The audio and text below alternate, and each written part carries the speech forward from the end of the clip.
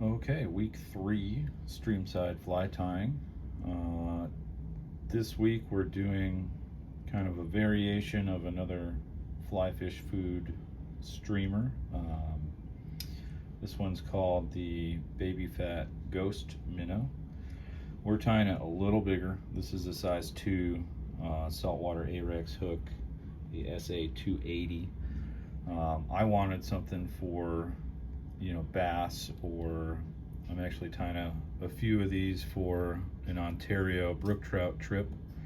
But yeah, I just want it a little bigger, so a little bigger than the normal version, but everything's pretty much the same. So we'll start our thread here. I'm going to start it behind the bead, and really the key with this bead placement, that is going to be, we want to have the bead far enough back that our eye can fit kind of right in the middle here. So I'm gonna jump in front of my bead now to lock it in, and you'll see here this eye is going to fit right about here. So I'm actually going to push this back just a little bit. Want to leave some room there, and then I'm just going to put a little ball of thread in front to keep it there.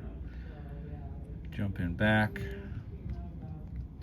and then we'll work back to the bend where we're going to tie in our tail. Essentially 2 materials on this fly. First one is going to be ice wing fiber. Second one is going to be laser dub or bruiser blend, some kind of a long fibered dubbing. And for our first material, again, this ice wing fiber, it's an 8-inch long fiber, so we're not going to use the entire length, and we're not going to use that much of it.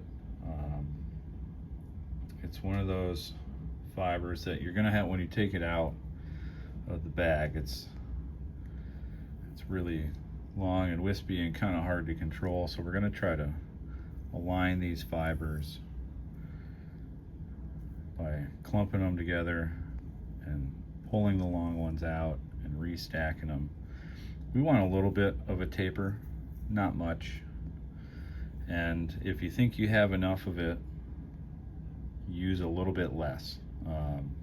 This is a pretty sparse fly, but we want our tail, I guess it really depends on the minnow you're imitating, but I want this tail about 2 inches long, roughly. So right about there. All I'm going to do is I'm going to lay that down at the length I want, capture it. Now, because I'm doing a bigger one, I can afford to go a little heavier on this flash. So normally on the small sizes, like an 8 or a 10, I would cut this off here. I want a little bit more material, and this is a little long, so I'm going to cut it at a little bit shorter. But I am going to fold this back over onto itself just to give a little bit more fullness to the tail, but not much. And now you can take an ice dub if you want. I'm just going to grab some more of this. Again, just a tiny little bit.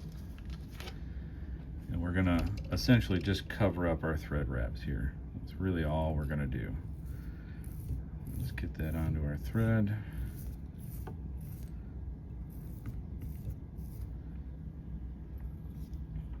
And we'll get some wraps in just to kind of give that body some color. And then we'll jump in front. We'll cover our hook shank with thread. So we've got our tail, we've got a little bit of a body. Now we're going to grab some more of this. And again, about the same amount. You can go a little heavier if you want.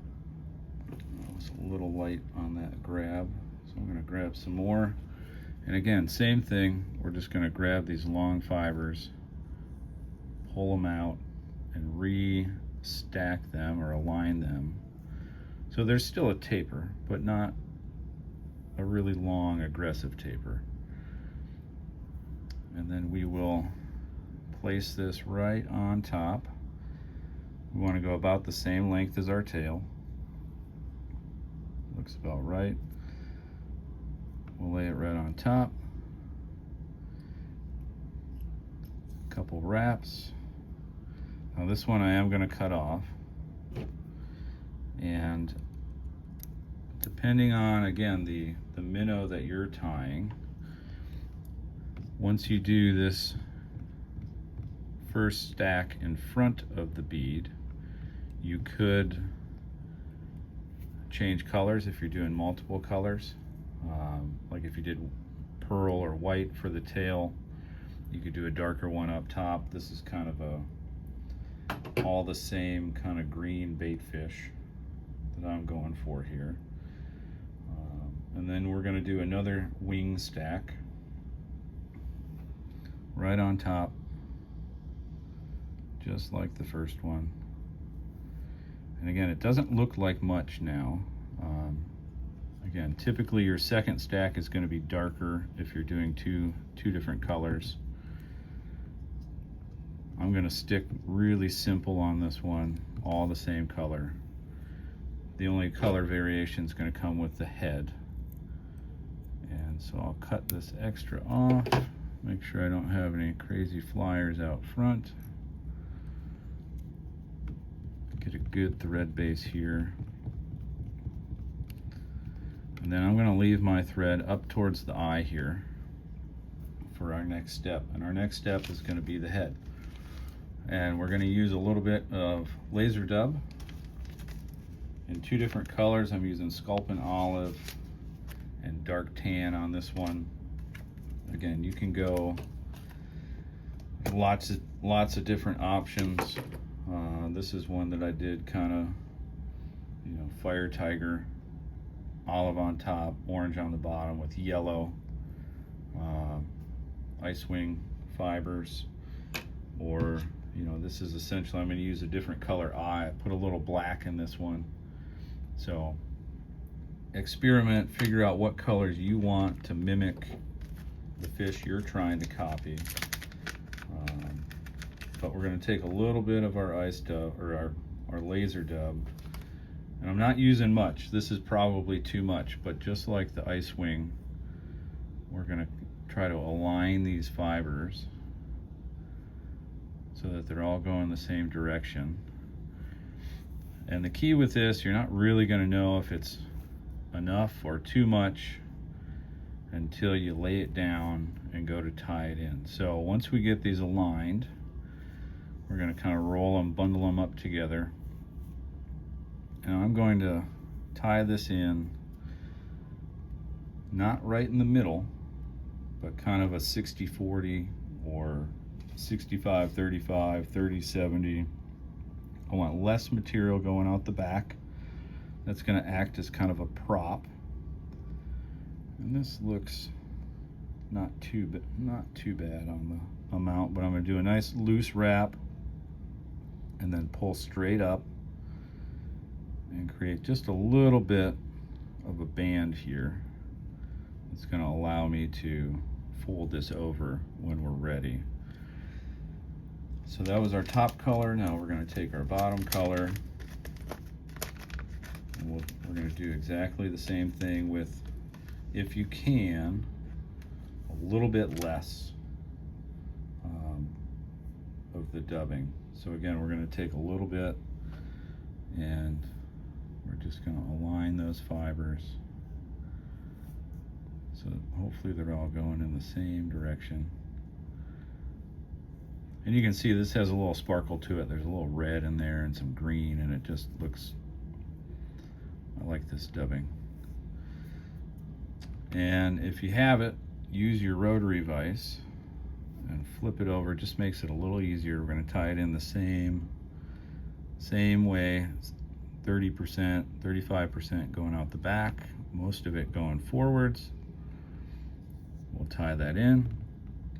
Now, we can just grab this and push it back. Actually, now that I look at it, it's a little much, so if you hold the back of it and gently preen out some of these loose fibers, I'm going to thin this out a little bit. There we go.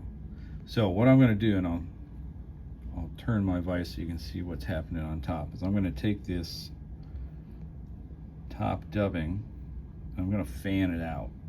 You can see how it's a lot wider than that one. I'm going to do it same to this. Fan it out, just makes it easier to fold back, and it also covers up the sides of the fly a little bit better with less manipulation. So I'm going to do 1-2 wraps over the top, capture that in. I'm going to rotate, and I'm going to do the same thing on the bottom. Capture that in with a couple turns. Situate everything here. I'm just going to tie this off, get a couple good wraps, make sure it's where I want it, jump in front, a couple good wraps to lock in. And I don't have my whip finisher, so I'll do it with a hand whip.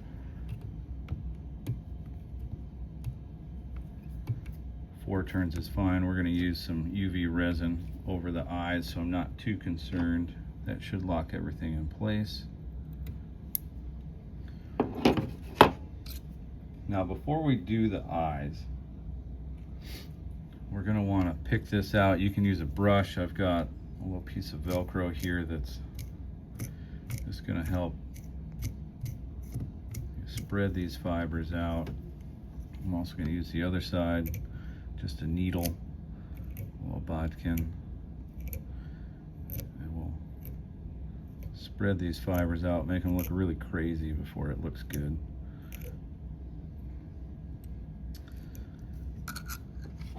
And we'll stroke all this back like so, and you can see this fly is meant to be fairly transparent, so you want to go lighter in quantities on your materials than you think you need to. But now that we've got that all set, we're going to take our eye, which for this size, I'm using a 3/16 living eye, or this is a hairline pupil eye. They are adhesive backed. You can use some glue. I'm just going to stick this guy right on there without any glue, because again, I'm gonna UV resin this on. And I'm just gonna push that in so that hopefully that adhesive backing kind of holds it there. You can see it's right up against that eye. I'm going to take the next one. If you don't have a rotary vise, you can always turn your vise around. If you do have a rotary vise, just rotate it over. Make sure these are set where I want them. If you use glue during this step, try to use the gel super glue. It tends to hold better. The brush on runny stuff just tends to blend in. Now we just need to cement all this in with a little bit of UV resin. I'm using a medium viscosity resin, and there's a bunch of different ways to do this. If you watch Cheech from Flyfish Food, he does the band all the way around the eyes. Apparently I'm not that good at that yet, so I like to fill in between the eyes. Personally, I do multiple steps here. It takes a little longer, but I'm more comfortable with it. So do that top bit, let it cure, do the same to the bottom, Stick it down in between those eyes, fill that in. Come up a little bit into the throat area. Now with this one, I'm going to push back or pull back and kind of set the angle of my belly. I don't want it really bulbous. There we go. Now the next thing we want to do once we get that filled in is we want to spread it around a little bit. We're going to put a little bit more on top and up into the head, around the back. We're going to push it off the back of the eye so that teeth or anything can't get in there and rip that off. Get a UV light that works. Once we cure that side, come over here. The key with this, putting the resin behind the eye and against the material, is it just helps it not get ripped off on the first fish. There's nothing more frustrating than casting a fly for the first time and having an eye come off. But I find this like a medium or a flex resin tends to hold pretty good. Again, I'm just going to fill this out a little bit until you're happy with the shape, which I am. And when that's all done curing, give it a couple extra seconds under the light. There we go. A little bit bigger